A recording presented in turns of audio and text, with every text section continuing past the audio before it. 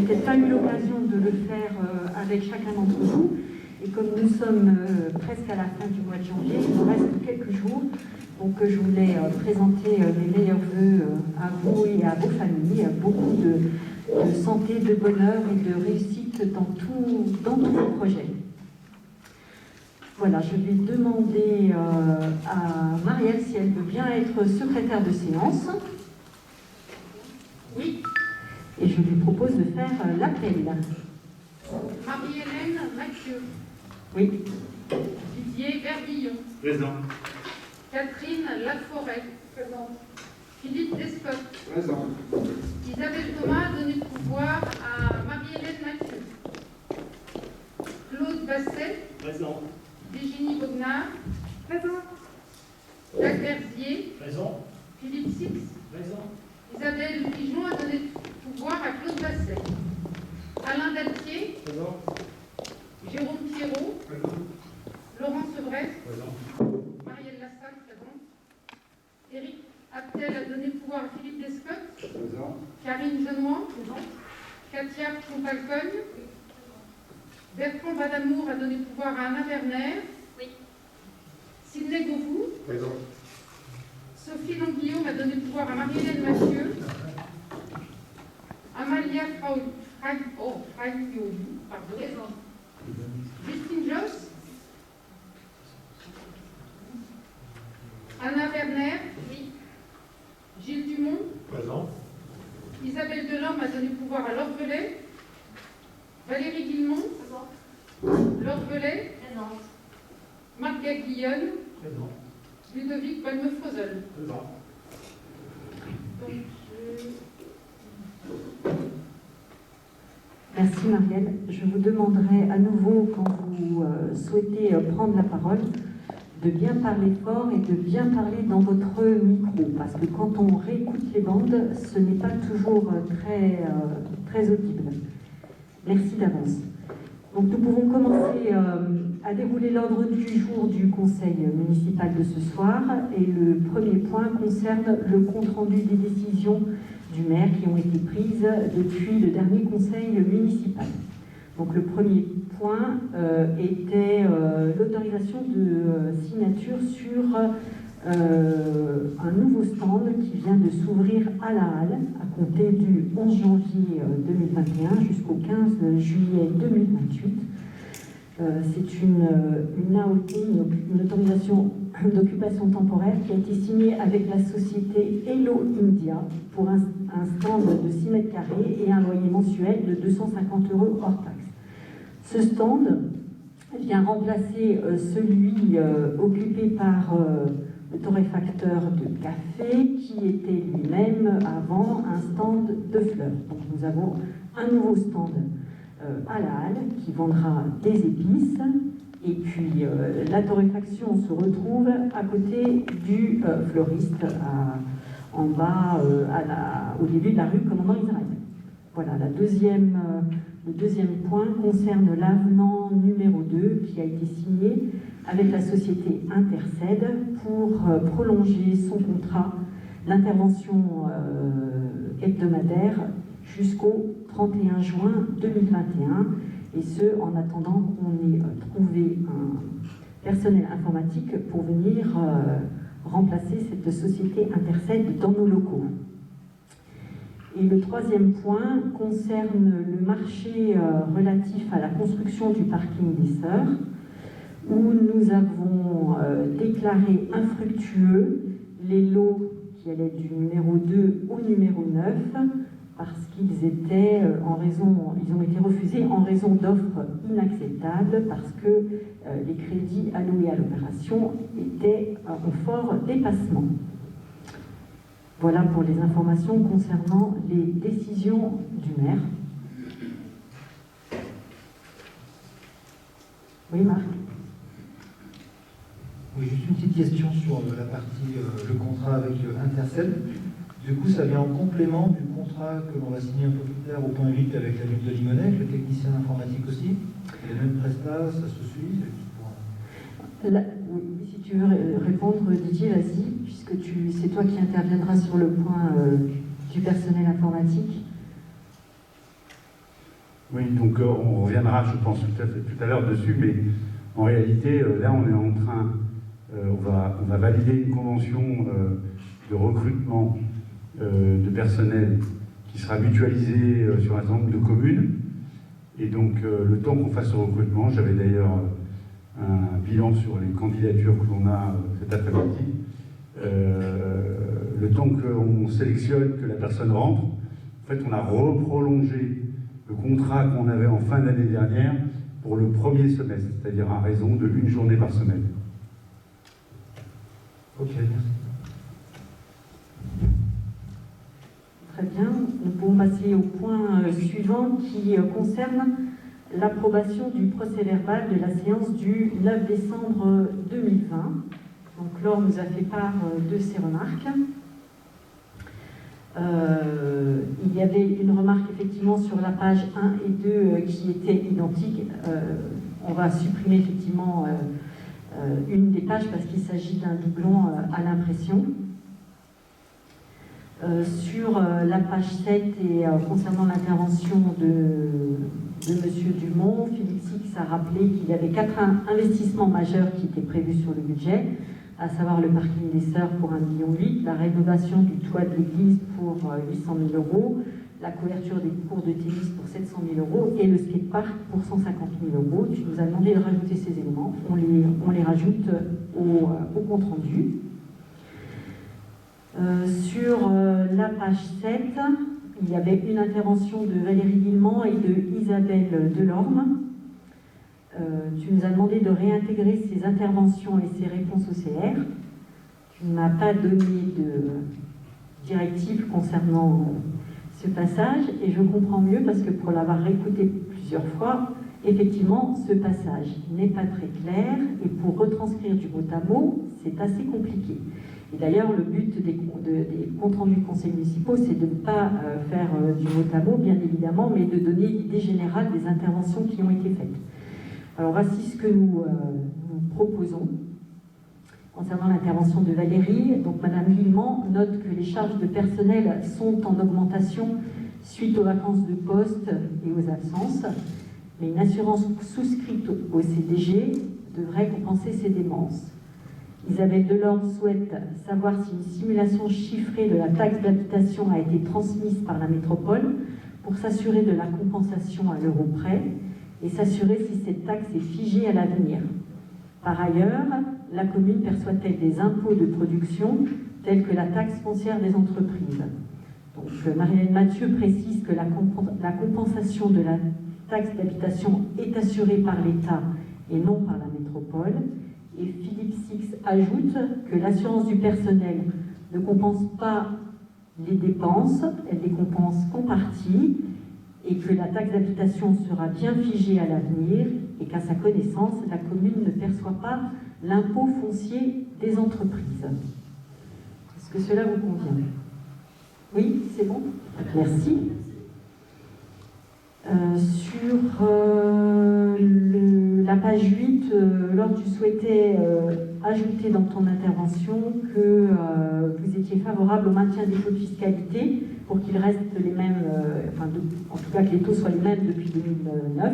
Et oui, nous rajoutons ça au compte rendu. Ensuite, il y avait une autre demande concernant la page 8, la fin de ton intervention. Tu voulais qu'on mette... enfin, nous attirons votre attention, comme nous l'avons fait en commission finances, sur les besoins anticipés en termes de crèches ou écoles, par exemple, en lien avec l'augmentation de la population à venir, notamment eu égard à l'urbanisation de la zone URL. Nous savons tous que le temps entre le début de la réflexion et le jour de l'inauguration peuvent être très longs. On pourrait proposer un paragraphe un petit peu plus court si tu en es d'accord. Madame Velay rappelle, lors de la commission, comme lors de la commission finances, que l'impact de l'augmentation de la population induite par la zone URM du PLU devra être anticipé le plus en avant possible, notamment pour les crèches et les écoles. Oui, juste mettre entre autres de la zone URM. Pardon? Juste rajouter entre autres de la zone URM. Merci.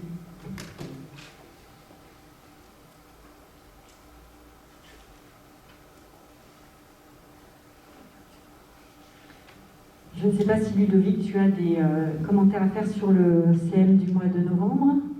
Non? D'accord. Très bien. Décembre, pardon, c'était décembre. Donc je vous propose de mettre au vote ce compte-rendu avec les corrections qui seront apportées. Qui est contre? Qui s'abstient? Merci pour votre unanimité. Nous pouvons passer au point 4, qui est l'approbation du procès verbal de la séance du 18 novembre 2020. Donc Laure, tu as demandé effectivement, et tu nous excuseras sur l'orthographe de ton nom, donc on rectifie. Sur la page 3, concernait donc avant le vote le compte-rendu de la séance du 9 juin 2020, dont le compte-rendu n'a pas été fait. Et c'est vrai que tu demandes de rajouter à la fin de mon intervention que le compte-rendu sera à refaire avec l'aide de Sylvie Bardonnet et des notes qu'elle avait prises. Alors ça, c'était effectivement ce que j'ai dit lors de la séance du 18 novembre. Mais après m'être renseignée auprès du cabinet Petit, qui est notre avocat conseil, parce que moi je ne savais pas comment je pouvais faire ce compte-rendu, sachant que Sylvie Bardonnet n'est plus élue et que l'enregistrement ne s'est pas fait correctement. En fait, il m'a dit que je n'étais pas responsable des conseils municipaux de l'époque, donc je n'avais pas à refaire ce compte-rendu, que l'essentiel était que les délibérations avec les votes soient envoyées à la préfecture, et donc dans le registre des comptes rendus de conseil sera mis uniquement les délibérations avec les votes, mais il n'y aura pas de compte rendu des différentes interventions.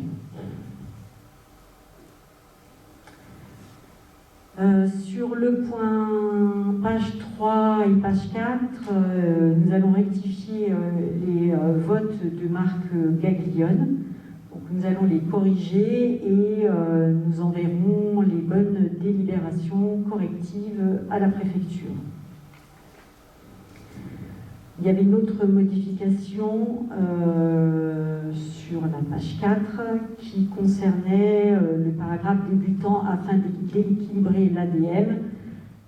Effectivement, il y a des redondances, il y a 2 fois les choses qui sont rajoutées, donc là encore c'est un problème de copier-coller que nous allons supprimer.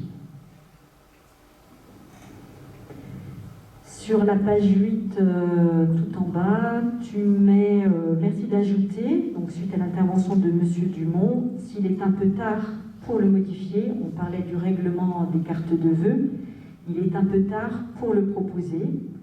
Je dis OK, mais à ce moment-là, je voudrais qu'on rajoute ce que j'ai dit derrière, que si on devait le modifier, il faudrait le mettre à l'ordre du jour d'un nouveau conseil municipal, qui serait à ce moment-là celui où on a fait le débat d'orientation budgétaire, et que ce serait trop tard pour éditer les cartes de vœux. Ensuite, sur la page 11, après la distribution des colis, M. Gaglione a demandé quel était l'état sanitaire de la commune. J'ai répondu qu'il y avait quelques décès au Val-Rosay et à l'EHPAD, mais qui n'étaient pas forcément dus au Covid, donc on rajoutera ce passage au compte-rendu. L'autre remarque concernait aussi une intervention de Marc Gaglione au sujet de la police municipale, et vous nous demandez de rajouter que Marc Gaglione demande si l'ancien policier municipal est toujours en disponibilité, et s'il ne serait pas intéressant de le faire revenir au moins temporairement. J'ai répondu que ça serait une bonne idée, mais que je ne sais pas s'il accepterait. Et je rappelle qu'il est parti depuis 1 an et demi et que nous sommes en procédure avec lui. Et c'est vrai que comme la procédure est en cours, on ne peut pas en parler. Et j'ai rajouté que oui, il faut étoffer le service de la police municipale. Puis juste après, toujours Marc, il y a une remarque concernant notre policière municipale. Une demande pour savoir si elle suit un plan de formation et d'entraînement annuel. J'ai répondu qu'il n'y avait pas de plan, mais qu'elle était toute jeune parmi nous et qu'elle sortait en fait de formation depuis peu. Voilà, et sur les 2 autres remarques, Laure, tu souhaites qu'on mette avant l'intervention de Catherine Laforêt concernant les associations, que c'est en réponse à une de tes questions, on le mettra. Et la même chose pour l'intervention de Claude concernant les antennes relais, on mettra que c'est à ta demande. Voilà. Est-ce qu'il y a d'autres choses concernant le compte rendu du mois de novembre? Alors je vous propose de le mettre au vote. Qui est contre? Qui s'abstient? Merci pour votre unanimité. Nous allons passer maintenant au point important de ce conseil municipal qui est l'approbation du budget primitif 2021, et notamment du budget principal, et je vais laisser la parole à Philippe Six. Bonsoir à toutes et à tous, merci. Est-ce que maintenant ça marche? Philippe, il faut vraiment que tu colles ton masque sur ton micro. D'accord. Est-ce que c'est bon là? Oui. Parfait. Bien. Merci de me donner la parole. Bonsoir à toutes et à tous. Donc je vais vous présenter le projet de budget primitif 2021 pour qu'il soit accepté. Et dans la foulée ensuite, le budget primitif concernant le budget annexe des Halles. Bien. Premier budget, celui de le budget général de la commune. Donc c'est un budget qui se présente en 4 parties.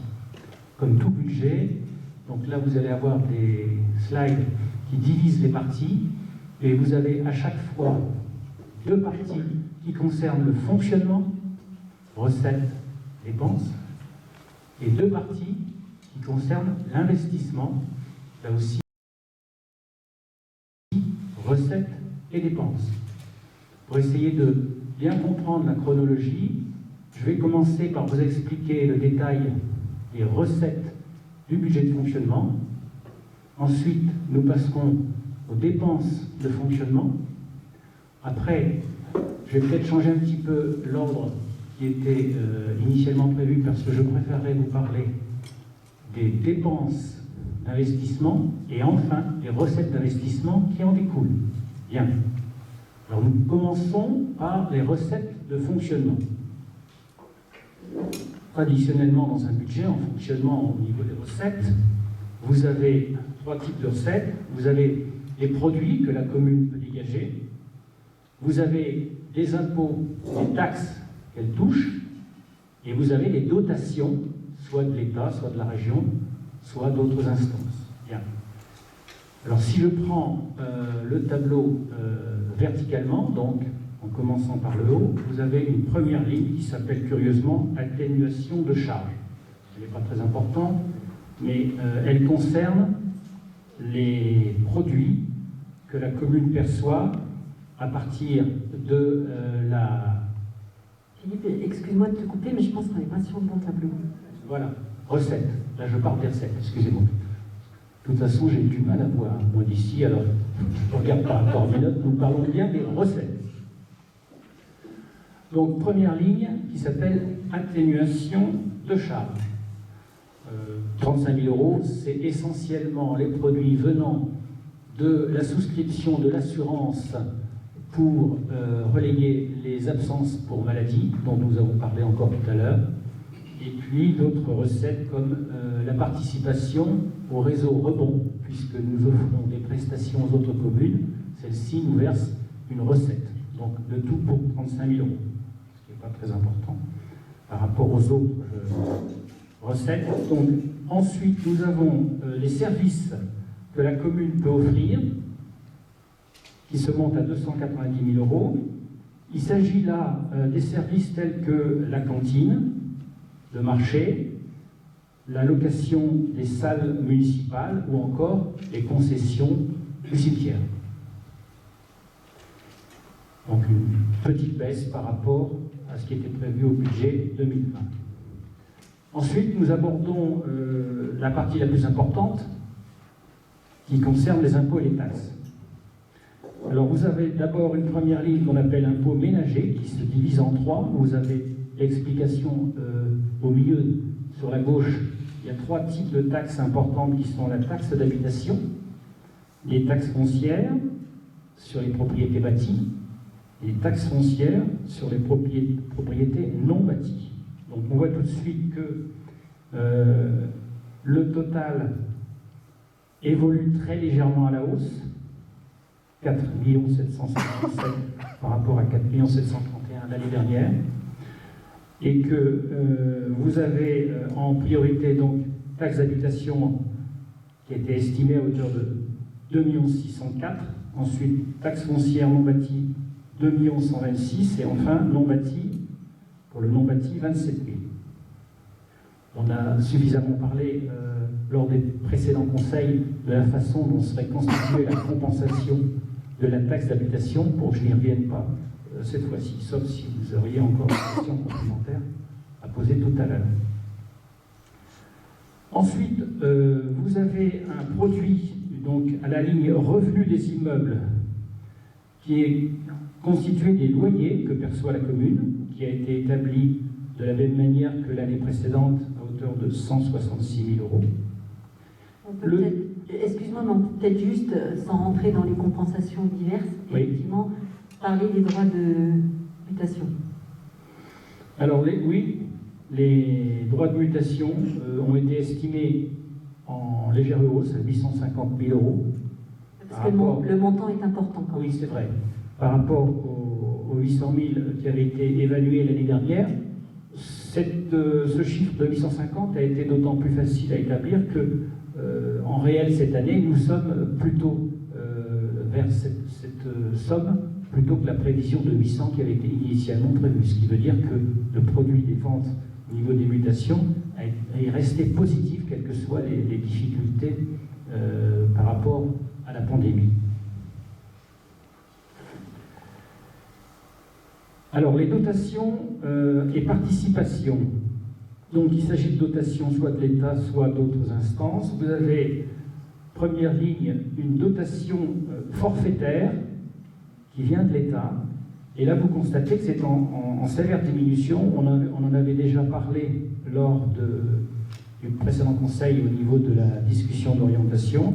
Là, il s'agit de la dotation que l'État verse à la commune et qui va diminuer d'année en année. Ensuite, vous avez une dotation qui vient de la subvention CAF, c'est-à-dire le remboursement des allocations familiales, à hauteur de 157 par rapport à 160, ça évolue pas énormément. Et enfin, la dernière ligne qui s'appelle DRS, ça veut dire la dotation de l'État aussi de solidarité rurale, qui est évaluée au même montant de 85 000. Et enfin, vous avez ce qu'on appelle les compensations fiscales, c'est-à-dire des compensations que l'État verse pour permettre à la commune de toucher néanmoins pour les habitations qui ne sont pas soumises aux taxes d'habitation et aux taxes foncières, l'État compense.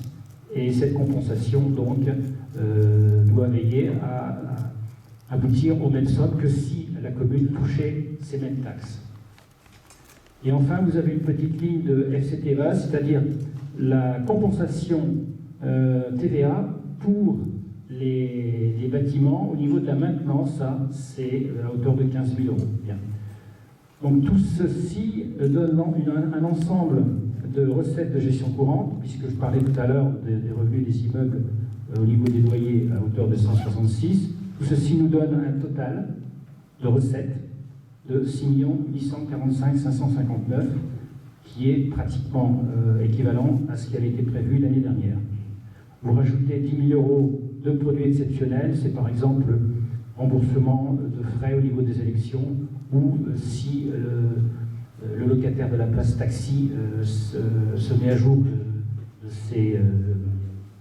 de ce qu'il doit à la commune, donc ça rentrera dans cette ligne.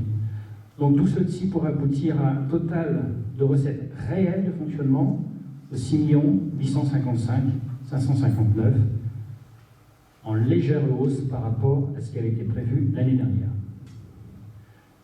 Je passe sur l'opération comptable de 125 € de transfert, ce qui nous donne un total de recettes de fonctionnement donc de 6 855 684. Voilà pour les recettes de fonctionnement. On va passer maintenant aux dépenses.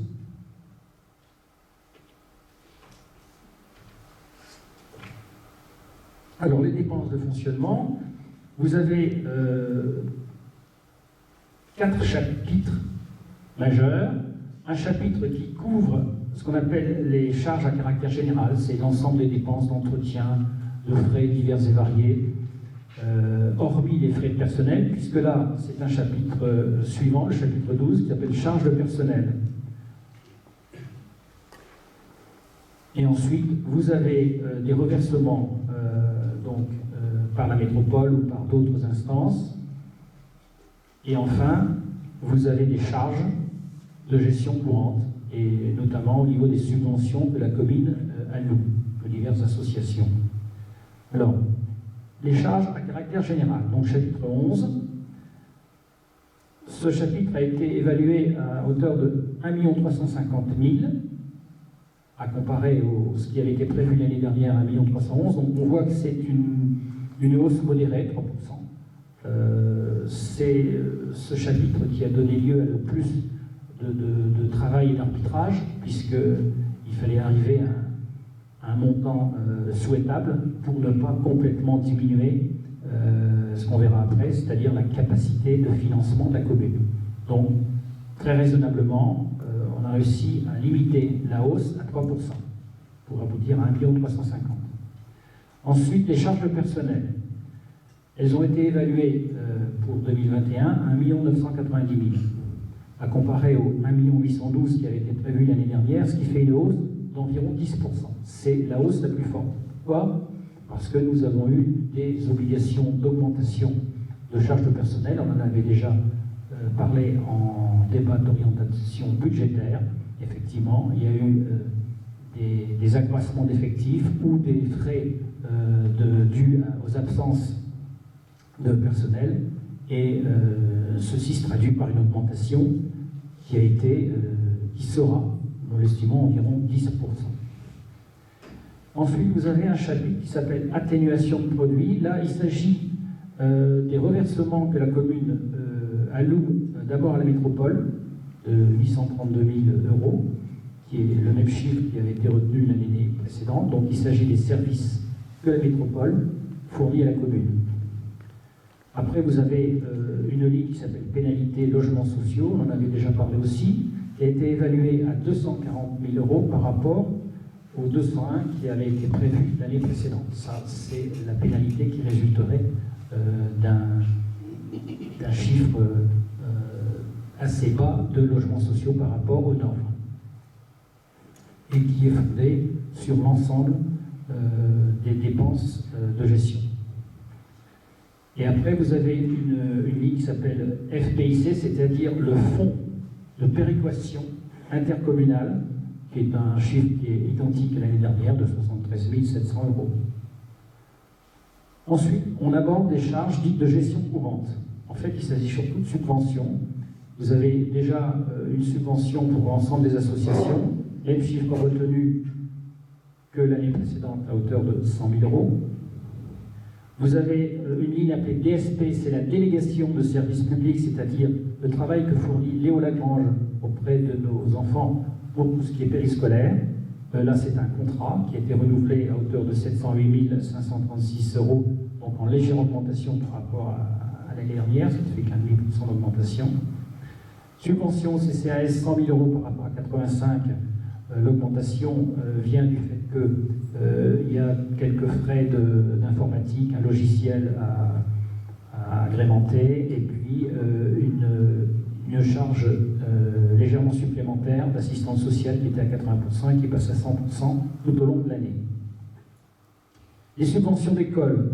Alors, première ligne, subvention école privée, c'est pour le primaire. Et ensuite, deuxième ligne, subvention scolarisation enfants de 3 ans, donc pour les maternelles. On voit que pour le primaire, ça n'a guère évolué. En revanche, pour la maternelle, ça a passablement augmenté, vu le nombre, à la fois le nombre d'enfants en augmentation et le coût par enfant. On en avait déjà discuté lorsqu'on avait, dans les conseils précédents, évoqué le coût des subventions sur ces écoles. Après, vous avez le Citral, c'est-à-dire la ligne spécifique Mont d'Or, donc qui est facturée à la commune, donc on a repris le même chiffre de 37 000 €. Ensuite, vous avez une ligne diverses subventions. Il s'agit surtout de la participation à quelques syndicats intercommunaux, comme le syndicat des Monts d'Or, le syndicat de gestion des locaux de la gendarmerie et la mission locale.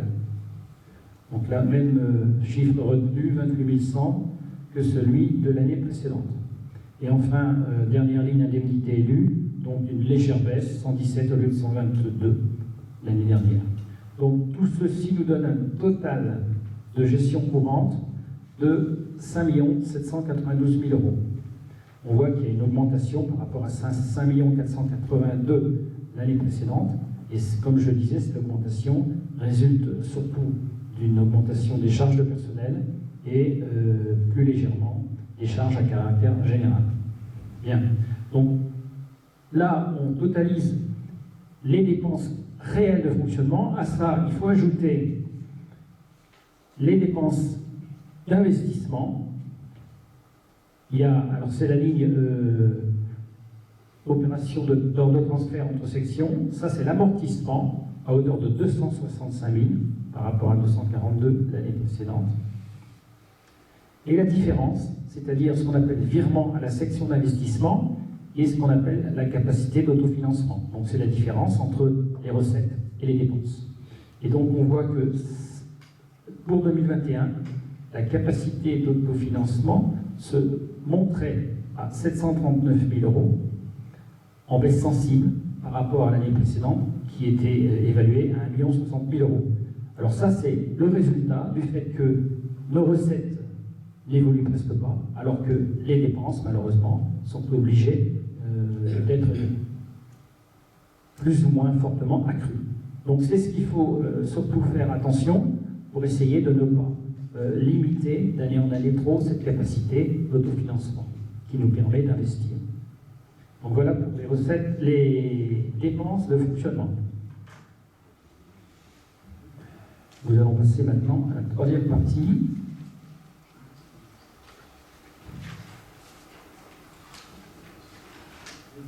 Investissement. Alors, je préférerais qu'on passe, oui, d'abord au niveau des dépenses. Voilà, dépenses d'investissement. Alors, dans les dépenses d'investissement, vous avez un gros carré qui reprend toutes les dépenses qui sont prévues au niveau des programmes, des opérations dont on parlera tout à l'heure. Et donc, le montant prévu pour 2021 est de 3 894 000, à comparer à ce qui était indiqué l'année précédente, 3 286 000. Donc, on voit qu'un effort d'investissement notable sera fait par la commune pour 2021. Ensuite, vous avez une ligne emprunt et dette assimilée de 252 000, c'est tout simplement le remboursement du capital. Donc ça évolue très légèrement par rapport à l'année précédente. Vous avez donc un total des dépenses réelles d'investissement à hauteur de 4 147 664 euros, à comparer les 3,5 millions l'année précédente. Juste une ligne d'opération d'ordre, ce qui nous donne finalement un total des dépenses d'investissement de 4 147 789 euros, à comparer à l'année précédente à 3,5 millions. Donc vous voyez un effort, cet effort notable d'investissement de la commune qui sera fait en 2021. Bien, on va passer aux recettes maintenant.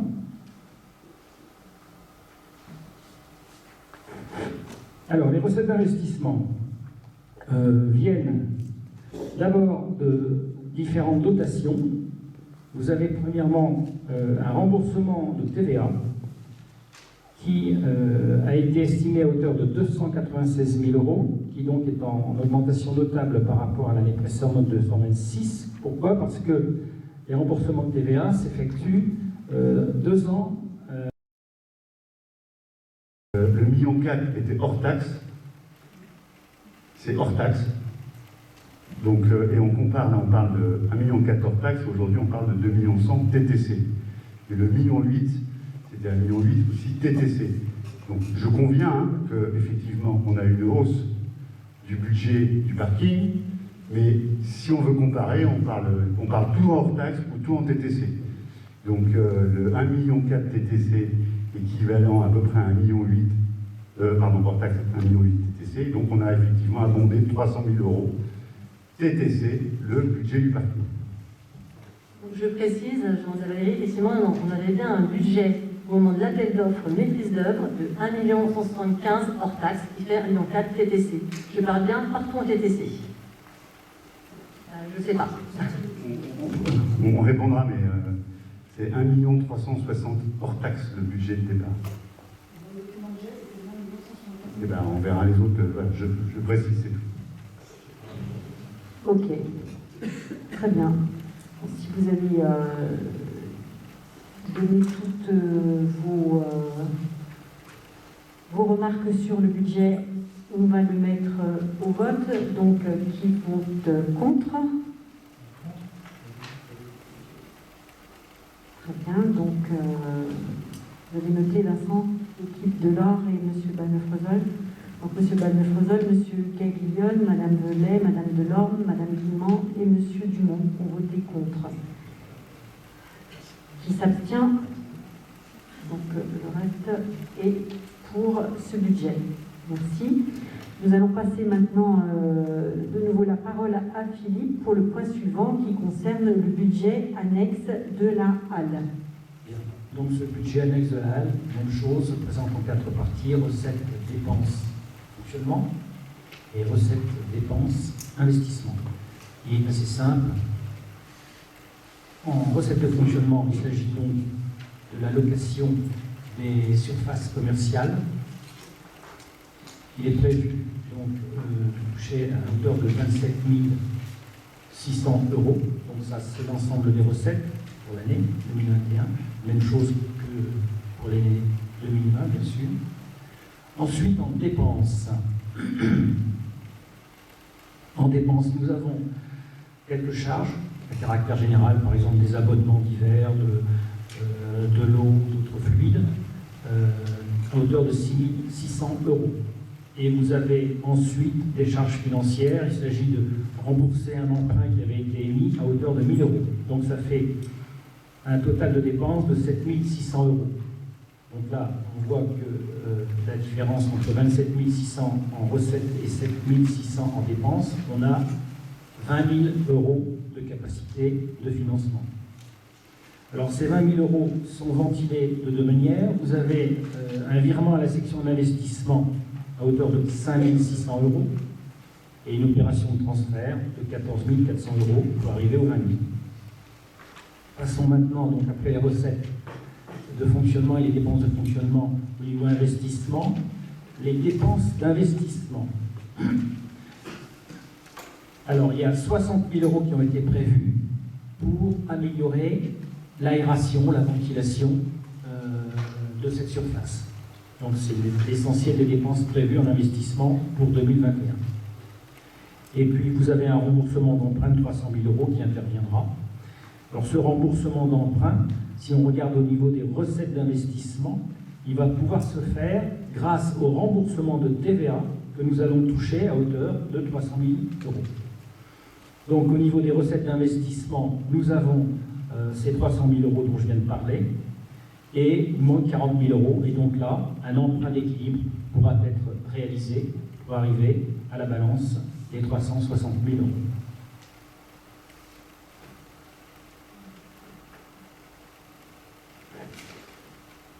Voilà pour ce bilan. Relativement simple. J'ai une petite question. Dans les recettes, notamment par rapport à la halle, vous avez reporté le même chiffre que l'année dernière. Or, déjà, le mois de janvier, j'imagine que vous n'avez pas demandé à la brasserie de régler son loyer. Alors ça, la brasserie, c'est sur le budget général. Là, nous parlons d'un budget annexe qui concerne uniquement les surfaces louées au niveau des commerces de l'autre côté. D'accord.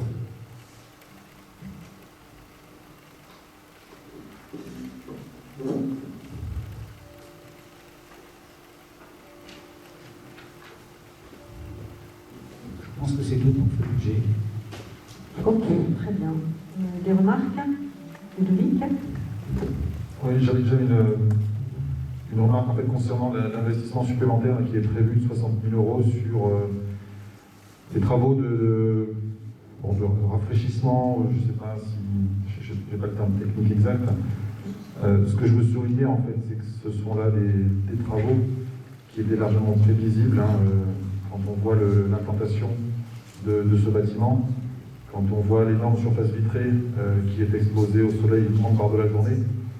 Il ne faut pas être surpris qu'aujourd'hui, après 1 ou 2 étés de fonctionnement avec des températures régulièrement à plus de 30 degrés, on soit face à des difficultés de cet ordre-là.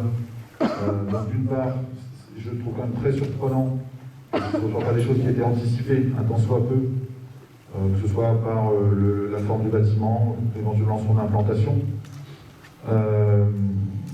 Donc ces choses-là n'aient pas été anticipées, avec pour rappel quand même l'important budget que ça représentait pour la commune au moment du choix de construction de ce bâtiment. Et puis le deuxième point, c'est sur l'efficacité de ce qui nous a été présenté, qui est, si je ne me trompe pas, une action en fait, sur les flux d'air chaud dégagés par les appareils de refroidissement qui sont présents dans la partie commerciale, qui vont être déplacés. Sans doute que ça aura un impact positif sur la température générale dans ces commerces. Par contre, le problème de la surface vitrée exposée plein ouest restera. Et j'ai bien peur qu'on se retrouve face au même problème qu'on a vécu avec l'extension de l'école de Saint-Fortuné il y a quelques années, avec un bâtiment qui est conçu comme une serre plus que comme un commerce ou un lieu de présence de personnes. Voilà. Donc, j'ai bien peur qu'on continue de parler de ce problème de refroidissement et de température excessive dans la halle dans les années à venir. Voilà. C'est pour ça que je voterai contre cette présentation de dépenses. Merci.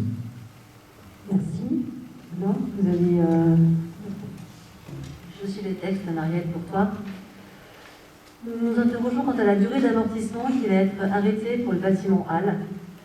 Par ailleurs, un budget de 60 000 euros au compte 2313 est donc inscrit pour la réalisation d'un rafraîchissement du bâtiment. Nous ne sommes pas opposés à ces travaux nécessaires au bon fonctionnement de la halle et au confort de tous, commerçants comme clients, mais nous regrettons que ces frais prévisibles dès le départ n'aient pas été pris en compte dans le budget initial, déjà très élevé, comme chacun le sait. Nous espérons enfin que l'activité de la halle sur 2021 permettra aux commerçants y travaillant de remplir au maximum leur objectif de chiffre d'affaires. Nous sommes dans brave attention pour ce budget. Ok, très bien. Si vous avez dit toutes vos remarques, je vous propose de le mettre au vote. Donc, qui vote contre? Ludovic Balmefrezol. Qui s'abstient? Marc Gaglione, Laure Venet, Isabelle Delorme, Valérie Guillemant, Gilles Dumont. Et les autres sont pour. Très bien. Nous passons au point 7, qui est l'adhésion au comité social du personnel de la métropole lyonnaise et de ses collectivités et établissements publics. La commune de Saint-Didier au Mont-d'Or adhère depuis 1981, c'est-à-dire depuis la création de ce comité social de la communauté urbaine de Lyon, qui depuis est devenu comité social du personnel de la métropole lyonnaise et de ses collectivités. Nous adhérons à ce comité qui est en fait on appelle ça, comité d'entreprise de la commune. Voilà, donc ça permet aux agents de la commune de bénéficier de diverses prestations. Certaines sont encadrées par les conditions de ressources, mais donc le personnel peut obtenir des chèques vacances, des bons de Noël, des bons de naissance, des tarifs préférentiels pour des voyages, des locations, une allocation de fin d'activité, allocation de décès, allocation pour enfants handicapés, des tarifs préférentiels pour les classes de cinéma et de spectacle, les entrées dans les parcs d'attractions et les rencontres sportives. Bien évidemment, en contrepartie, la commune verse une contribution financière à la métropole qui est de l'ordre de 0,9% de la masse salariale et qui représente une subvention de 13 000 euros pour ce comité social du personnel. Alors, tous les ans, on vous demandait de vous positionner sur ce comité social. Et en fait, on vous demande de m'autoriser à signer la convention annuelle et ses renouvellements ultérieurs, puisqu'on y adhère quand même depuis 1981. Voilà. Est-ce que vous avez des questions sur ce sujet, le comité social? Oui, j'avais une question. Est-ce qu'on a un chiffre de 0,9% de la masse salariale? Est-ce qu'on sait ce que ça représente sur l'année 2021, par exemple? Ben, ça représente 13 000 €. D'accord, merci. Autre chose? Donc, je vous propose de le mettre au vote. Qui est contre? Personne. Qui s'abstient? Personne. Merci pour votre unanimité.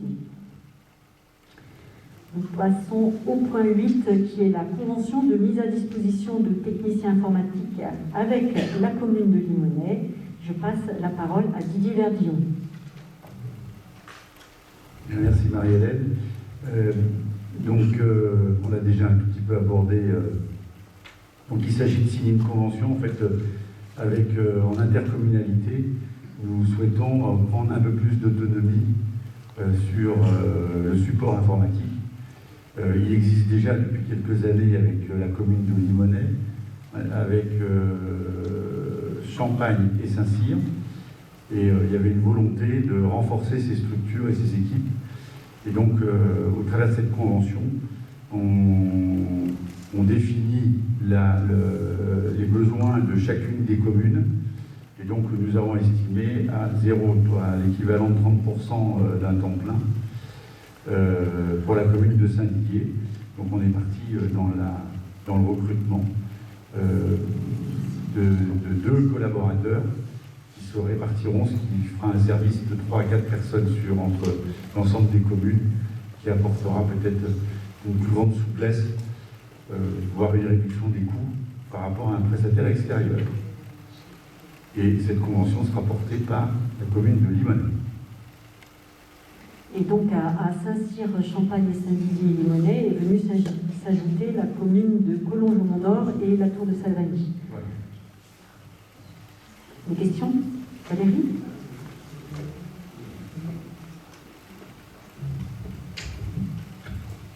Oui, alors moi je m'interroge sur on voit apparaître à l'article 7 de la Convention les frais de gestion de 6%. J'aurais voulu savoir ce qu'ils sont censés couvrir, ces frais de gestion. Alors ces frais de gestion, en fait, c'est parce que la personne, elle est hébergée. Donc on va prendre, c'est le salaire qui est réparti, tous les frais de gestion associés au fait qu'il va utiliser un certain nombre de moyens de la commune de Limonest, qui sera physiquement localisé sur Limonest. Oui, sauf qu'ils sont censés intervenir sur place. Donc après, moi je veux bien que Limonest soit leader dans le domaine, c'est pas la première fois, mais je trouve que c'est quand même très élevé par rapport à la masse salariale de ces personnes-là. Même si on prend un salaire de base, ça représente quand même une certaine somme. Je trouve ça un peu étonnant, surtout quand on la met en regard du point suivant, qui sera sur Jean-Claude Lecourt, qui se propose, lui, pour amortir les frais de la commune, de payer royalement 20 € par an. Je m'étonne.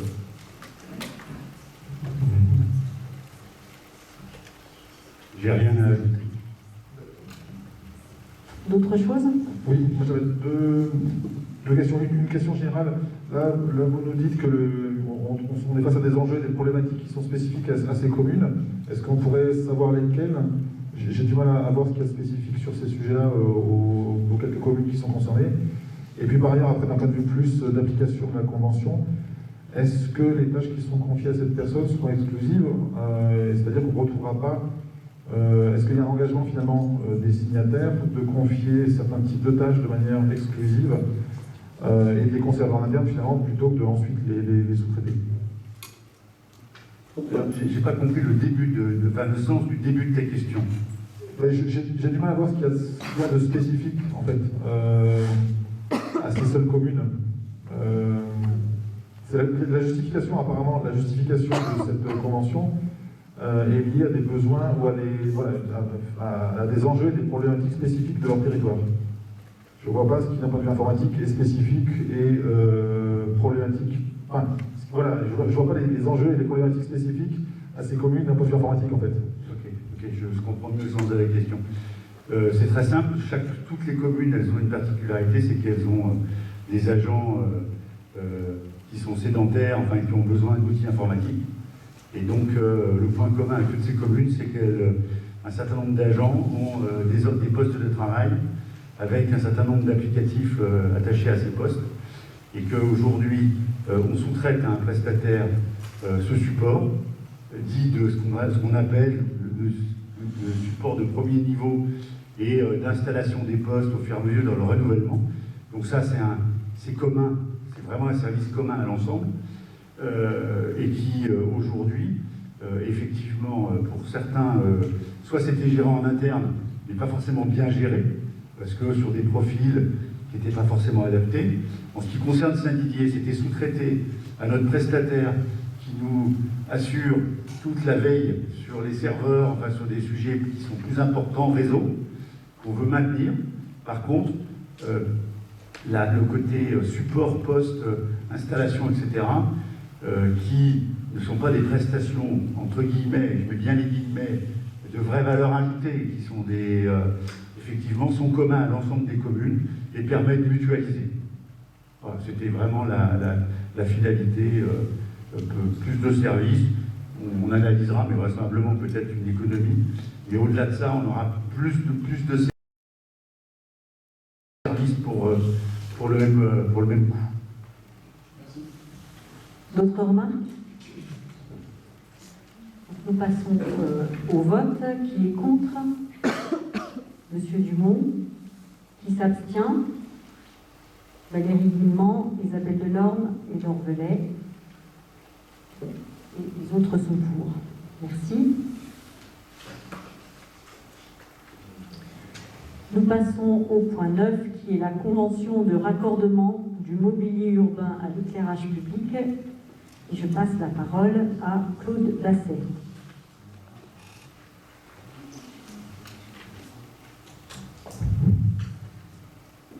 Donc, vous savez que sur le territoire de la métropole, les abribus sont entretenus par la société Jean-Claude Decaux. Cette société donc souhaite les moderniser pour, d'une part, les éclairer et y mettre des panneaux publicitaires à l'intérieur.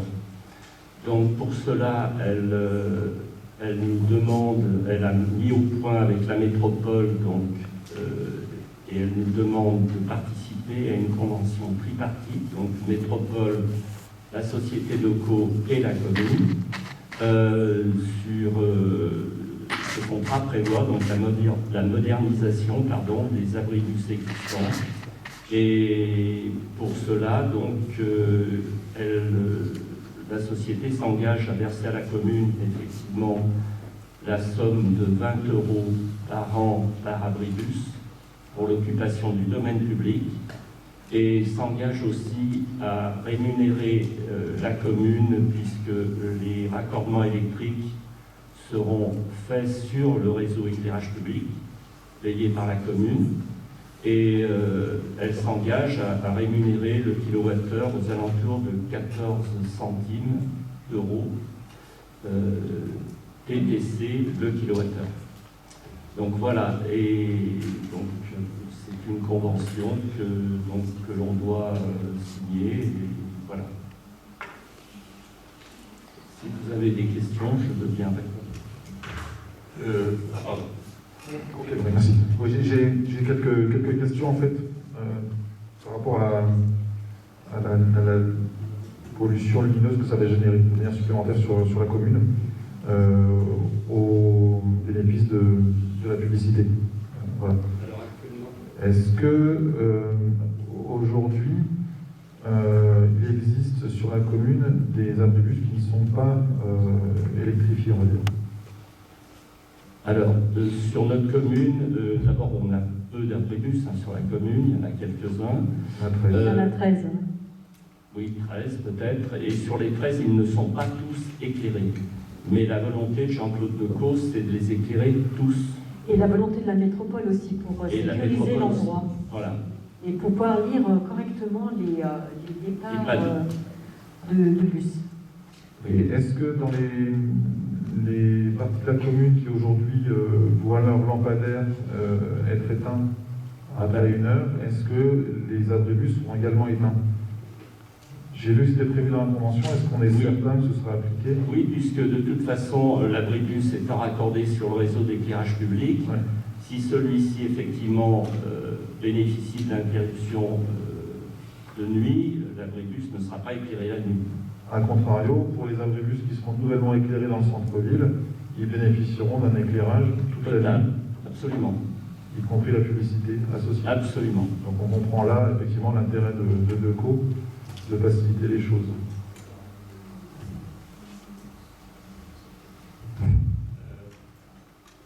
Oui, en ce qui me concerne, je voulais savoir si, puisque la Convention laisse la libre possibilité à Decaux d'installer de nouveaux matériels, est-ce qu'il y a quelque chose de prévu? Est-ce que vous en avez parlé? Est-ce que vous avez éventuellement apprécié une limitation possible? Enfin, je ne sais pas. Est-ce qu'on peut en savoir plus?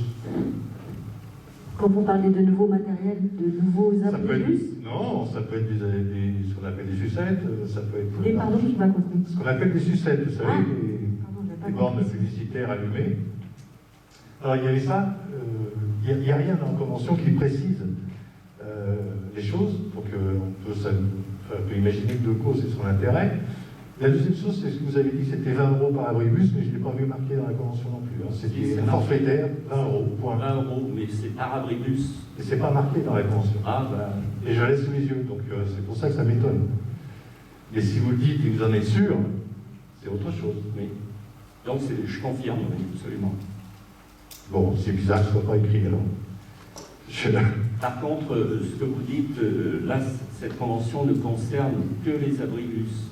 Elle ne concerne pas la publicité autre.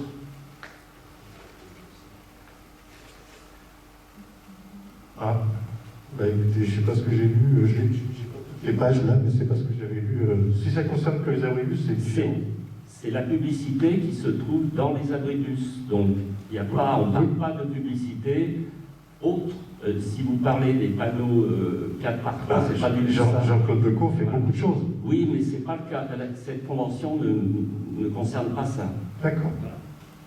Bon. Pour bien reprendre, si j'ai bien compris, c'est uniquement sur les abribus qui sont aujourd'hui déjà existants, où combien y aura-t-il d'abribus en plus qui bénéficieront de cette publicité, Alors, pour l'instant, je n'ai pas l'information à vous donner. Les abribus existants seront équipés, ça c'est sûr. Par contre, il y en aura peut-être des nouveaux, mais je n'ai pas la liste et je n'ai pas le nombre. Parce qu'il existe quelques arrêts où il n'y a pas d'abri de bus. Mais s'il n'y en a pas aujourd'hui, est-ce qu'il y en aura demain? Je suis pas sûre. Tout est possible. Hein. D'autres remarques? Je vous propose de mettre cette convention au vote. Qui est contre? Ludovic Balbefrezol. Qui s'abstient? Laure Velay, Isabelle Delorme, Valérie Lugman, Gilles Dumont. Les autres sont pour. Merci.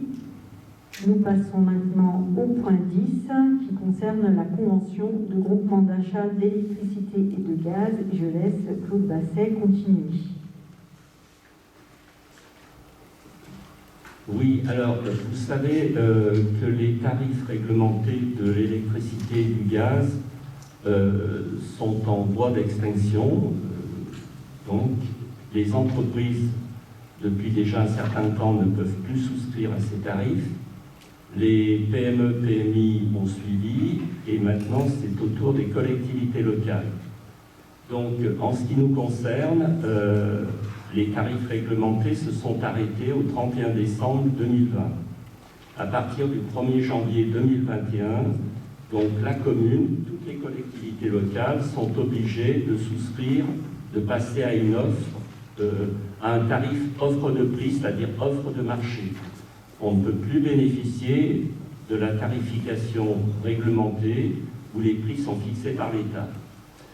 Donc la commune avait le choix soit de rechercher, de faire des appels d'offres auprès des différents fournisseurs, de comparer les offres des uns et des autres, de faire un choix et de souscrire à une offre auprès d'un fournisseur, quel qu'il soit. Mais le CIGERLI, donc, qui est le syndicat intercommunal du gaz et de l'électricité de la région lyonnaise, a proposé aux communes, par l'intermédiaire d'un groupement d'achat, de négocier à la place des communes qui le souhaitent ces nouveaux contrats.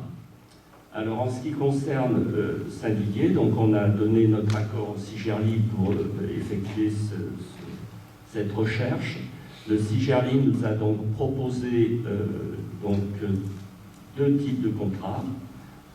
Alors en ce qui concerne l'électricité, on aura deux fournisseurs d'énergie, un qui est EDF, donc, qui était déjà notre fournisseur, qui reste notre fournisseur pour les tarifs dont la puissance est inférieure ou égale à 36 kVA, c'est-à-dire exclusivement ce qu'on appelait autrefois les anciens tarifs bleus. Ensuite, pour les tarifs de plus de 36 kVA, on n'en a pas tellement, on en a deux sur la commune, c'est Total Direct Énergie qui aura le marché. Et en ce qui concerne le gaz, ce n'est plus Engie, c'est le Gaz de Bordeaux qui est notre fournisseur en gaz. Donc voilà, je ne peux pas vous donner l'impact financier, parce que je n'ai pas encore tous ces éléments, mais je pourrais vous le donner, si vous voulez, à une prochaine occasion, vous dire ce que la commune gagne en changeant de fournisseur. Voilà. Des remarques, des questions? Ludovic? Oui, j'ai deux questions. À l'occasion de ce changement de fournisseur, est-ce que vous avez exploré les possibilités de fourniture en énergie renouvelable pour l'électricité et la possibilité de fourniture d'énergie renouvelable pour le gaz? Alors, pour l'électricité, non. Le CIGERLI ne s'est pas positionné pour de l'énergie verte. Voilà. Par contre, en ce qui concerne le gaz, pour l'instant, c'est peut-être un peu tôt pour en parler, mais on pourrait faire un test d'énergie verte en gaz. L'énergie verte, c'est l'énergie renouvelable issue de la méthanisation. On pourrait le faire, mais il faut pour ça refaire un bâtiment. On a pensé éventuellement à la maison des Carriers, mais pour l'instant, c'est trop tôt pour en parler. Voilà.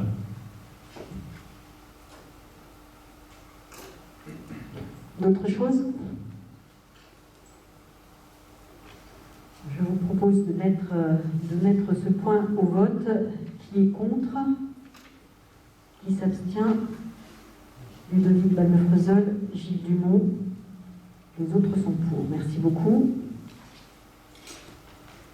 Nous passons maintenant au point 11 qui concerne le protocole transactionnel avec la société Dubost Recorbet sur l'opération de la maison Meunier. Et je laisse la parole à Didier Verdillon. Bien, je crois que j'avais déjà évoqué le sujet lors du vote du budget supplémentaire. Donc en fait, il s'agit des conséquences de retard sur le projet de la maison Meunier. Et donc, on a eu un accord avec l'entreprise qui nous réclamait des sommes plus importantes, et donc on a fait une indemnité transactionnelle pour couvrir ce préjudice à hauteur de 32 000 €. Et puis, on a renoncé aux pénalités de retard qui avaient été données pour 5 000 et quelques euros. Donc voilà, ça ne fait que entériner cette décision de convention avec le prestataire. Est-ce que vous avez des questions? Oui, moi j'ai des questions parce qu'effectivement on avait déjà parlé.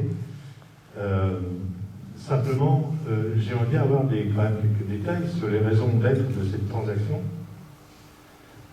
sachant quelles sont les causes qui vous ont donné l'impression qu'il entre guillemets, cédé par rapport à ça. En fait, qu'est-ce qui s'est passé réellement, factuellement, on puisse se faire une idée sur cet arrangement? Il ne s'agit pas d'un arrangement, il s'agit d'une transaction. Oui, ça revient au même. C'est pas juste juridique, mais c'est une question de terme, mais le terme est quand même important. Je crois que c'est exprimé, c'est-à-dire qu'en fait, il y a eu un certain nombre de retards sur le projet, ce qui a obligé l'entreprise à rester beaucoup plus sur le chantier que ce qui était prévu. Elle a estimé son préjudice à 72 000 €, tel qu'il est écrit dans la convention. Il y a eu des échanges avec les services internes, donc entre autres des échanges entre l'entreprise et Denis Bousson à l'époque, qui contestait la somme de 72 000 € et considérait que, au regard du réel préjudice, ils estimaient qu'on pouvait reconnaître une transaction à hauteur aux alentours de 30 000 €. L'entreprise a réitéré sa volonté de demander les 72 000 €. Et donc il souhaitait partir en procédure. On a considéré, suivant nos conseils, qu'il valait mieux trouver un accord, puisque de toute façon, effectivement, il y avait une somme qui était justifiée. Et en fait, on s'est mis d'accord sur la somme qui, à l'époque, avait été proposée aux alentours des 30 000 €, plutôt que de partir dans des procédures juridiques, de frais d'avocat, etc. Donc c'est ce qui a... Je n'ai fait qu'entériner une base de proposition qui avait été refusée à l'époque par le prestataire. Mais ça ne dit pas quelle était la raison des retards qui ont amené ce surcroît de présence. Il s'agit d'une opération qui date de 2017-2018. L'adjoint aux travaux n'est plus là aujourd'hui pour expliquer tous les tenants et aboutissants. On a eu des dépôts de bilan, et je crois que c'est exprimé dans les entreprises qui ont été défaillantes dans le cadre du projet, donc ce qui a expliqué un certain nombre de retards. Ce retard, il est factuel, et je pense que la présentation me semble suffisamment claire, et je n'ai pas plus de précision à donner en l'état. D'accord. Maintenant, si c'est des dépôts de bilan, la mairie n'y pourrait rien. Je note ça. Vous pouvez le noter, effectivement. Vous pouvez le noter.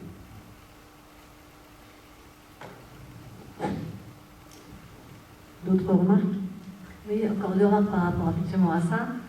Je crois savoir qu'en fait, quand on prévoit dans un contrat avec un prestataire, en fait, des sommes versables en cas de préjudice, il y a des plafonds limités. Donc, est-ce que vous avez prévu dans le contrat initial des sommes en cas de retard, ou je ne sais pas, de côté, bien sûr?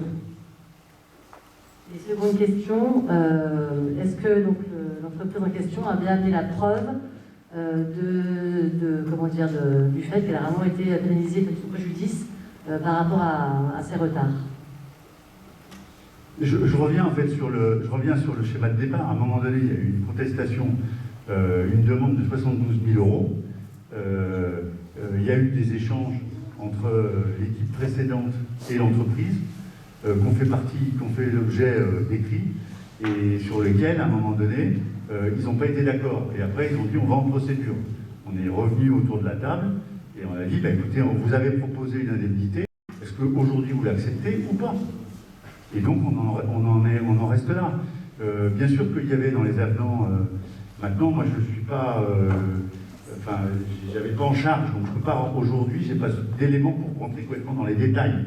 Ce que je sais, c'est qu'aujourd'hui, il avait été proposé par Denis Bousson, éventuellement en disant on peut être d'accord jusqu'à hauteur de 30 000 €. Ça a été écrit, l'entreprise l'a refusé, a poursuivi sa procédure, et on s'est remis autour de la table plutôt que de partir dans un procès où, compte tenu qu'on était prêt à donner 30 000, la probabilité qu'on puisse être condamné à cette somme-là, plus les frais d'avocat, aurait été beaucoup plus négative pour la commune. Donc c'est un accord transactionnel, et non pas un arrangement, mais un accord transactionnel. Très bien. Donc je vous propose de mettre ce point au vote. Qui est contre? Qui s'abstient? Je suis contre. Ah pardon. Alors, contre Monsieur Dumont. Qui s'abstient? Valérie Guillemant, Laure Belay, Isabelle Delorme Les autres sont pour. Merci beaucoup. Nous passons au point 12 qui porte sur les questions orales. Et donc on avait noté qu'afin de permettre au maire de réunir les éléments de réponse, l'objet ou le thème de la question orale doit lui être obligatoirement communiqué pour pouvoir préparer la séance. Donc les points que Lorvelet m'a soumis portent le premier concernant la révision ou la modification du PLUH sur le secteur de la rue Commandant Israël. Et j'aimerais avoir un petit peu plus d'explications sur ta demande, s'il te plaît, Laure. Alors, je vais être flou. On m'a remonté que les promoteurs, à nouveau, ça a été intéressé par nos terrains, et qu'ils seraient au courant d'une possible révision ou modification à venir du PLUH. Alors, j'étais surprise, donc je vous demande, est-ce que vous avez prévu à court terme une révision du PLUH, une modification, ou est-ce que c'est encore un bruit de couloir? Et c'est pas sur le secteur de la rue du Commandant Israël? Si, c'est ce qu'on m'a dit, voilà. Ah, sur la... Voilà. Donc je vous demande, est-ce qu'on a des révisions de motifs ou de révisions rue d'Israël ou ailleurs dans les tuyaux à court terme? Oui, je veux bien répondre. Aujourd'hui, effectivement, il est en train de s'ouvrir des demandes de modification, enfin, il y a une ouverture de modification numéro 3 du PLUH, qui sera soumis à une enquête publique a priori à partir de septembre, enfin, ou même juin, je crois. Si ça ne prend pas de retard, c'est entre juin et septembre. Et donc, les communes peuvent se manifester sur leur volonté d'éventuelles modifications. Donc effectivement, sur le secteur sud de la commune, nous envisageons de demander à la métropole de ramener les zones URM 2D vers des zones URM 2B, qui étaient en 2A et 2B, de les ramener en URM 2D. Enfin, en gros, de limiter la densification de ces zones URM. Donc, effectivement, ça fait partie des réflexions. Voilà. D'où l'envie pressante des promoteurs d'éventuellement faire des choses assez rapidement. Entre autres, oui. Entre autres. C'est sûr.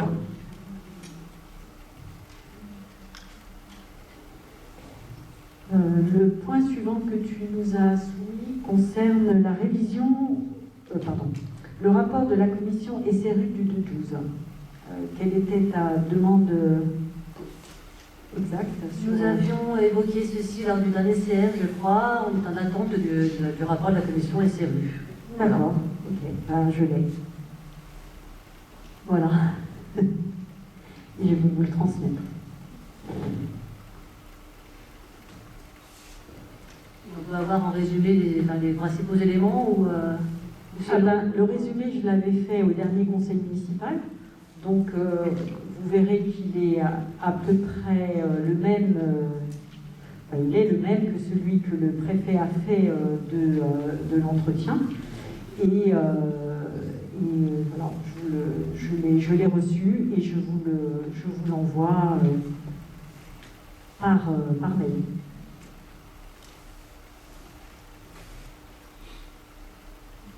Ensuite, il y avait la commission des impôts directs. Oui, en fait, donc on avait mis au point une liste, j'avais soumis une liste de noms, où je sais pas comment c'est passé, on s'est mis d'accord sur une liste, et en fait, j'ai deux colistiers qui ont reçu un courrier donc, de la préfecture, je ne sais plus qui a envoyé ce courrier, voilà, en fait, informant en fait, de leur nomination pour cette commission. Or, il n'avait pas du tout été mis dans la liste soumise au vote. Donc ça m'a beaucoup surprise, et en fait, eux aussi. Donc pourquoi est-ce qu'il y a eu, est-ce qu'il y a eu un couac, quel est l'objet de ce résultat? On a soumis effectivement, suite au conseil municipal du mois de septembre, une liste de titulaires et de suppléants. Il en fallait 16 titulaires, 16 suppléants, à l'intérieur desquels le directeur régional des finances publiques allait faire son choix. Et comme toi et tes colistiers, j'ai été très étonnée du résultat. Et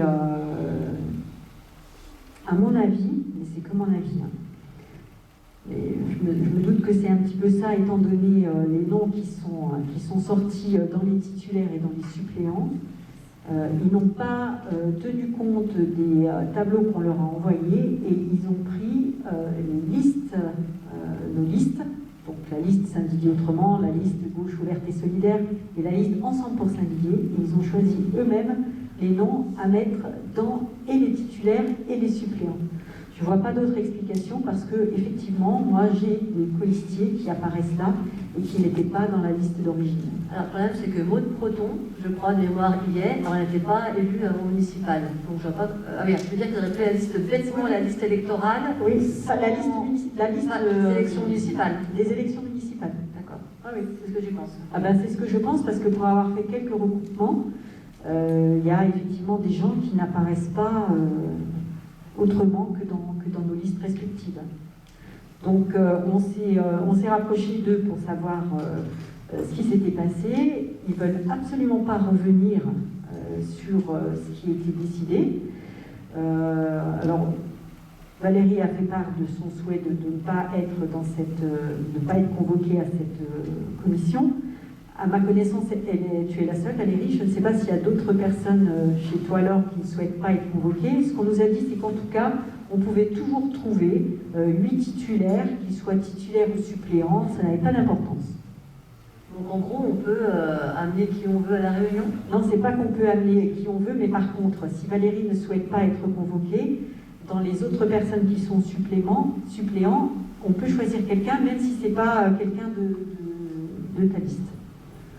Ah non, d'accord. Ah mais carrément, oui. Ok. On trouvera un arrangement, mais c'est un petit peu surpris de je sais parce que moi aussi j'ai été très surprise et voilà, c'est les explications malheureusement, on nous a dit passer comme ça, c'est très bien, non? Voilà. Merci. Voilà. Ensuite, le point suivant concernait la formation sur les finances dont on avait parlé déjà en commission finances et puis en conseil municipal. Donc on a fait la demande auprès de l'AMF pour organiser cette formation avec un groupe d'une dizaine de personnes. Nous attendons la réponse de l'AMF, donc on reviendra vers vous quand on aura un peu plus d'éléments. Cette formation, elle se fera à la proportionnelle, c'est-à-dire qu'on pourrait envisager 6 ou 7 personnes de l'ensemble pour Saint-Didier, 2 ou 3 personnes de Saint-Didier autrement, et une personne de la gauche ouverte et solidaire.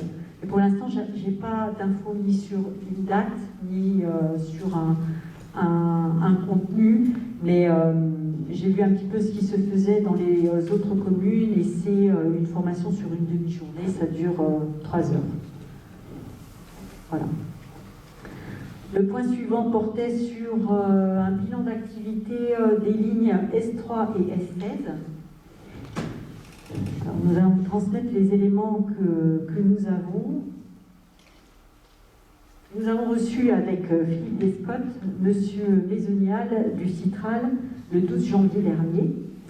Donc, pour rappel, les lignes S3 et S16 ont été mises en place fin août 2017 à la demande des communes de Champagne, de Collonges, de Saint-Cyr et de Saint-Didier.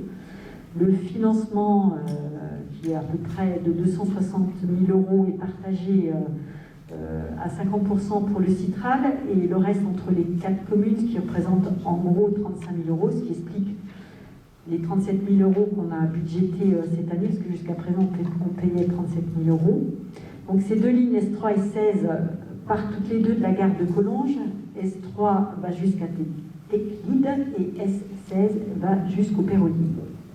C'est des lignes qui fonctionnent uniquement en semaine, c'est-à-dire du lundi au vendredi, avec des horaires identiques toute l'année. La S3 circule en heure de pointe, environ à intervalle de 20 minutes, ce qui représente 22 trajets par jour. Et la S16 en heure creuse, avec des intervalles de 80 minutes qui représentent 12 trajets, à savoir que la S16, pendant le confinement, est arrêtée. En période de Covid, ils ont arrêté cette S16. Alors, les analyses qui nous sont faites mettent en évidence qu'il y a une très faible part de voyageurs en lien avec Téclide, parce que ça représente moins de 15% du trafic, et à l'inverse, une part majoritaire de trajets scolaires, représente 55%, qui sont le plus souvent internes, les trajets internes aux communes. Donc ces 2 navettes atteignent tout juste l'objectif de fréquentation défini au préalable. Il y a 3 voyages en moyenne par trajet, mais seulement du fait de la présence de nombreux scolaires, ce qui n'est pas en fait l'objectif initial. Donc à cette réunion, nous avons interrogé le Citral quant au financement de ces 2 lignes, parce que autant nous étions d'accord pour participer au lancement et à la promotion de la S3 et de la S16, mais maintenant nous demandons de voir s'il y a la possibilité que la prise en charge soit faite de manière intégrale par le Citral. Donc on nous a répondu que la problématique de ces déplacements en lien avec Teclid, le Citral rappelle qu'il expérimente actuellement le service de transport à la demande. Ce système fonctionne donc en parallèle de ces 2 navettes, et notamment de la S3, qui assure également le lien entre les communes des Monts d'Or et la zone d'activité. Or, un bilan de ce nouveau service, donc de transport à la demande, devrait être effectué en 2021 pour que les élus du Citral puissent décider des suites à donner. Et donc, tant qu'on n'a pas fait un point sur le fonctionnement et la vitesse et la fréquentation de ces navettes,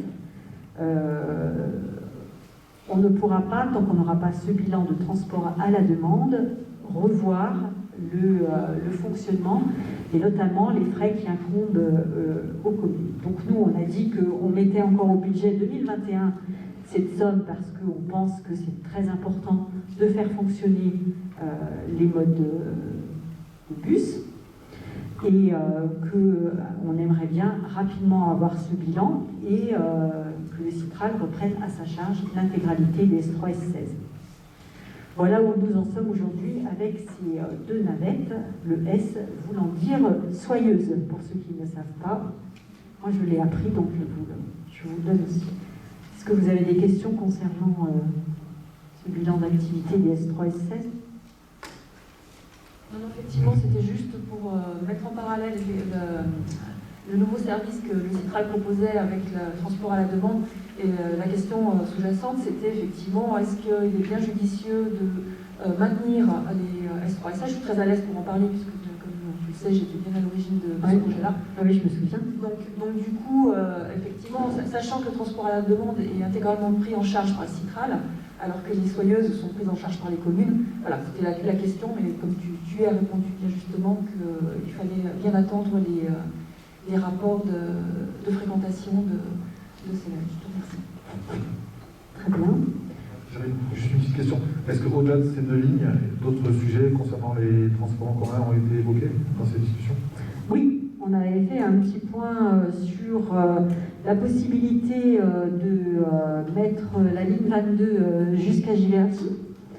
Alors ça, c'est à voir sous plusieurs angles. Il faut qu'ils regardent comment ils font au niveau de la chaussée, au niveau du retournement du bus.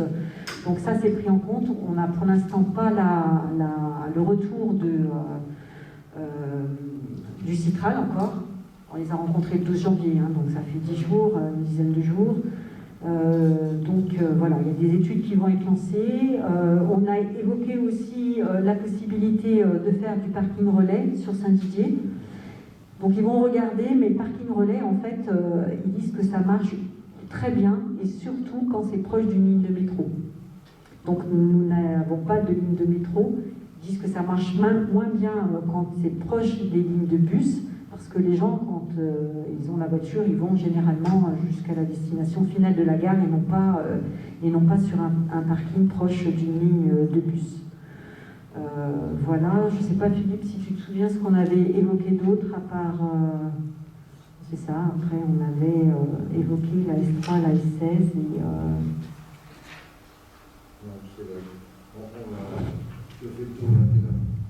Le tour a été fait l'intégralité des points. Il restait une question que l'on a posée concernant un développement concernant la ligne numéro 84, oui. Ils nous ont indiqué d'eux-mêmes que, comme pour les 2 autres questions, qu'ils allaient faire une étude et ils reviendraient vers nous une fois qu'ils auraient terminé leur étude. Oui, la ligne 84, c'est celle qui va à Polémieux. Cela dit, effectivement, tu évoquais, Marie-Hélène, la possibilité d'emmener un bus numéro 22 à Giverdy, mais aujourd'hui, on a la ligne tracée avec le 84. Oui. Est-ce qu'il ne serait pas plutôt pertinent d'augmenter la fréquence des 84, de faire un terminus intermédiaire du 84 à Giverdy, plutôt que de recréer une ligne supplémentaire alors que ça existe déjà? Et c'est pour ça que... Pardon, vas-y.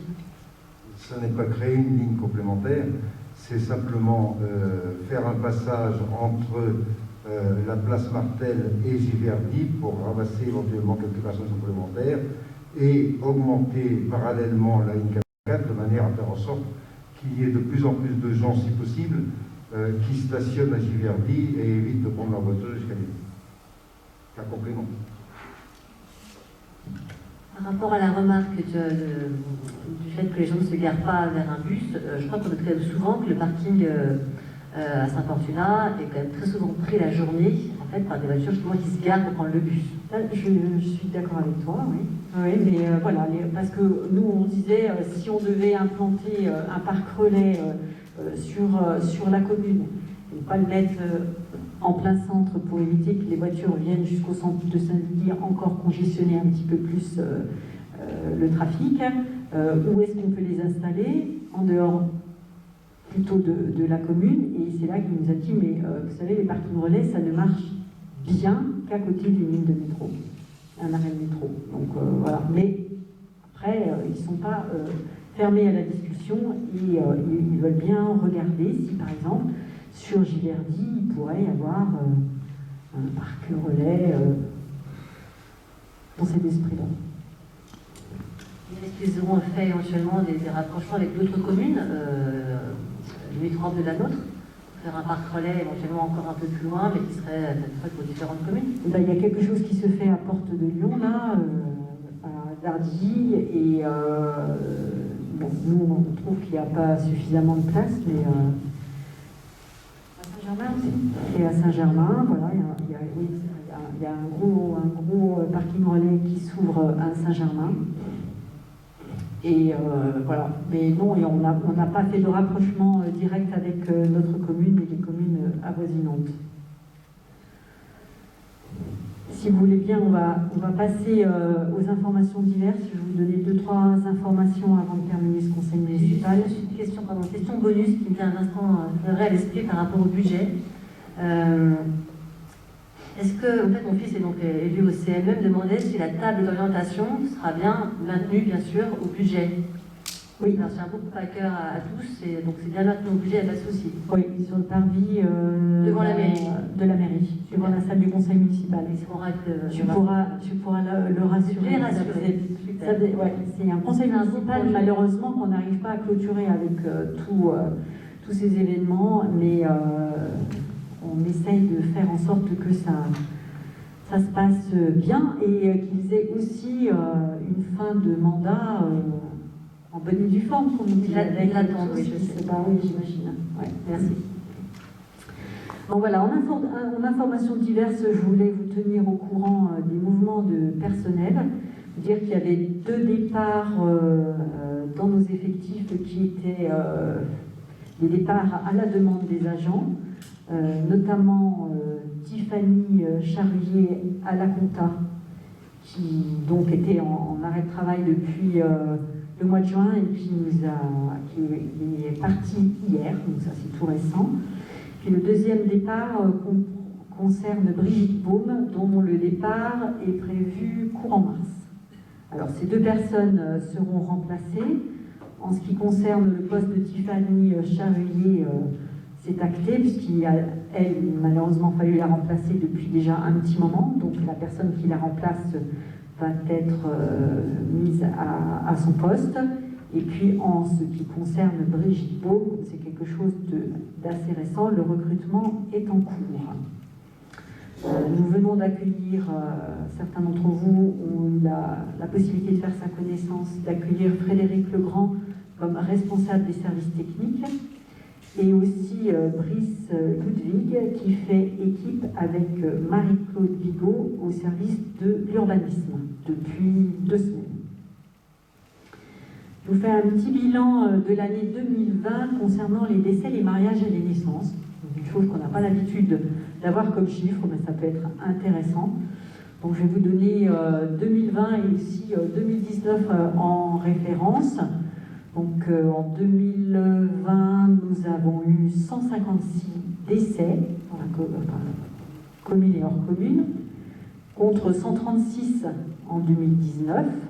Donc il y a 20 décès de plus cette année. C'est difficile de savoir si c'est des décès dus au Covid ou pas. Voilà, donc il y a 20 décès de plus cette année. En nombre de mariages, on a fait 19 mariages sur l'année 2020. On en avait fait 37 en 2019. Et là, on peut dire effectivement que c'est la crise sanitaire qui a repoussé bon nombre de mariages. En nombre de naissances, on a eu 56 naissances sur l'année 2020 contre 58 en 2019. Donc là, le Covid n'a rien changé. Voilà, concernant le plan de continuité d'activité à la mairie, il va être certainement modifié avec ce que nous annoncera le gouvernement dans les jours à venir. Et en fonction de ce qu'on saura, eh bien, nous verrons comment nous mettrons en place ce plan de continuité d'activité à la mairie. Je voulais faire un tout petit rappel sur le dépistage Covid qui a été fait avec la région le 18, 19 et 20 décembre. Il faut dire qu'on avait réalisé 800 tests en 3 jours sur notre commune et que la région Auvergne-Rhône-Alpes était la région qui a organisé le plus de tests sur la France. Concernant toujours la région, notamment les élections régionales, elles étaient prévues en mars. Pour l'instant, on nous a dit qu'elles étaient reportées en juin. Les dates ne sont pas encore fixées de manière définitive et si c'est en juin, on verra bien. En tout cas, les dates qui étaient apportées jusqu'à présent, c'était 13 et 20 juin ou 20 juin et 27 juin pour le premier et le deuxième tour. Catherine, je ne sais pas si tu veux rajouter quelque chose sur ça. Peut-être que tu as des informations de dernière minute qu'on n'a pas. Oui, en fait, à ce jour, ce sont les dates que nous avons.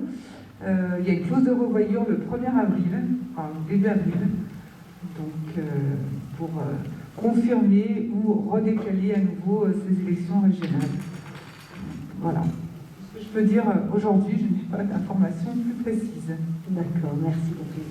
Et le dernier point concerne une réunion que nous avons eue en visioconférence et qui portait sur la transformation des espaces publics et des aménagements de proximité.